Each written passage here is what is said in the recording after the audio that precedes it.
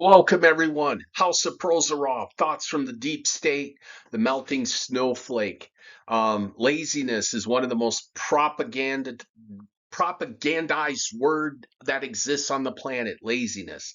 It's not that it doesn't exist. It's not that it doesn't ever need to be addressed. I get that. But it's also a panacea. It's a band-aid for every problem that the planet faces, and it's an easy way to criticize anyone, especially your enemies. You call your enemies lazy. I mean, that's a hard thing to defend. Also, the value of being lazy and how it's also useful to be lazy at times, and it's really stupid to overwork. I've seen overworking exuded in retail, for example, just to keep people busy, to do busy work. The retail spaces would be rearranged for like no real reason. In fact, I think it costs themselves instead of improved sales. I mean, did you rearrange the retail space because you believe in feng shui? I mean, I thought feng shui was mystical. Next, we'll be doing business by horoscopes, okay? I don't know. I don't get it. But laziness is an ideal that seems to always be criticized when I actually think this example on here, laziness, because resurfacing the middle would mean repainting the lines. That's not a big deal. You also got to think of people who have limited resources. If you have limited resources and you try to make everybody happy so they never call you lazy, you can get into deep trouble because people can expend your energy, your resources, your battery, your life battery, have you doing all sorts of things, run you down into the dirt till you actually do become lazy because you've been beat up on, you've been doing things to please everybody else, which often are stupid. They're dumb. They have no real benefit in the world. There's things even much dumber and lazier than what we're seeing on the screen right now. Because resurfacing the middle would mean repairing, repainting the lines, right? Because resurfacing the middle of this street would mean repainting the lines because you'd have to.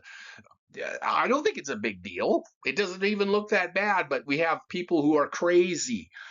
um, well, I'm interested in details and I want perfection. You can spend your time getting perfection and you will lose, and the other people that were able to avoid expending all that energy will focus on the right things and they'll get way ahead of you. Meanwhile, you have worked twice as hard, three times as hard, and you're still called lazy because all people care about is results.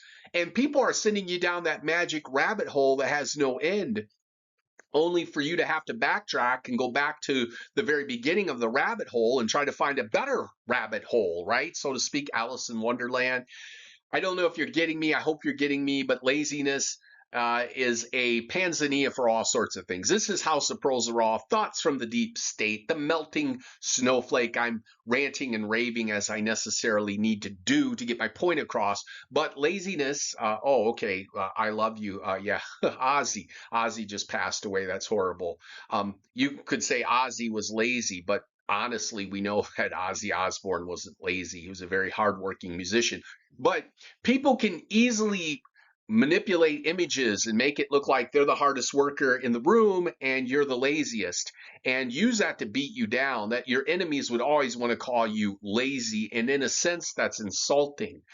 Garfield was one of those guys who was like lazy, using a comical perspective of Garfield. Garfield was lazy and he didn't give a damn, and he would laugh about the fact that he was so lazy. Now we have so many influx of the Eastern European, Slavic, Russian things to our culture, China, India, where everybody talks about working hard. But that's wonderful. And don't get me wrong, they're not the only ones that worked hard either. Many of the founding peoples of America worked extremely hard. They worked themselves to death. The capitalists would try to use people till to no end. They're trying to do it again. We have hands off, no union, no worker rights, nothing. You just work, work, work, work, work, work, work, work, work, work, 60 hours a week. And if you don't work 61, we'll fire you on the next day. All your other work doesn't matter because now we pinned you with laziness. Laziness is a is a panzania. Like I said, it is a band-aid for all these problems. And let me say, laziness can be a problem, but I want to address it in a good way. Laziness sometimes happens when people are just not motivated. They've burnt up their energy. They've put in effort. Nobody recognizes their effort. Nobody's seen their effort. Nobody believes they put in effort. And it just goes for naught. It goes for nothing. Their energy was spent and no capital gains, no nothing, which is what your enemy would want. Your enemy, think about if you have a sinister enemy. You have this enemy. We all have enemies. We have enemies that we've never met. And I'm not being paranoid because if you understand Wall Street shorts companies, and Wall Street shorts companies of people they've never met, and they bet that the company will go down and they will lose money. Maybe not to bankruptcy, but they're going to have bad luck and the valuation of their company is going to go down. And they want that. So don't tell me there's nobody out there that doesn't want to see you fail. All sorts of people want to see you fail. That's the elite superpower. They can say that they want you to succeed and they do nothing to support you. No government grants, loans, real difficult to get. But then there's the illusion that you can get all these things and all you have to do is work hard, so don't be lazy. But then you're not lazy and you have to kill yourself. Hey, it's out there. It's in the real world. Don't fool yourself into believing that hard work is what is the only thing that matters. This is crazy. My worst enemy, I'm thinking of one particular individual. I'm not going to say their name. I could get in trouble for defamation of character, but my worst enemy always touted how lazy I was. He would go out of his way to tell people that I was just so lazy. He didn't know how I even survived and made any money because I was just so lazy. Meanwhile, I had 3 jobs. He never knew I had 3 jobs. I worked 65 hours a week. He never knew I worked 65 hours a week at times. I studied like from dawn to dusk. I'd study from 7:30 in the morning to 4 o'clock in the morning and get up and do it again. How did I get through college and in the hard sciences? But in his mind, I was the laziest human being on earth. And as long as he could tell people I was lazy, that defamation of my character worked wonders because laziness is a hard thing to really break apart.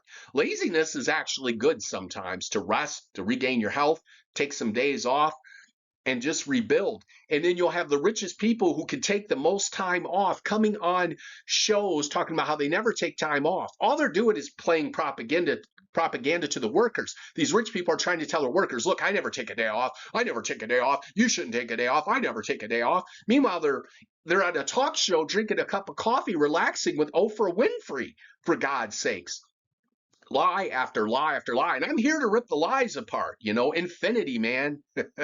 Infinity, rip those lies apart and get the truth out there because the truth will save us. Laziness, better known as indifference, sloth, or indolence. So this is thoughts from the deep state, the melting snowflake, and I may do another one about laziness because I haven't even begun to cover the weaponization of people's time being used against them and told they really don't deserve any downtime to make multimillionaires more money because they did it. Well, you had millions of dollars, so you can kind of set your own schedule, right? That's different than a poor person being forced to work multiple jobs. We know this. This is common sense, but we lose sight of common sense in the face of these great people like Elon Musk who never sleeps. And, Bill Gates doesn't say stupid shit like that. Bill Gates doesn't come on and say, oh, I never get any sleep. Bill Gates is probably smart enough to say you probably need to get some rest every once in a while, right? I'm sure he worked hard. Don't get me wrong. House of Pearls are off, rocking it to you. Thoughts from the deep state. Subscribe, like my channel, like my video. Talk to you later.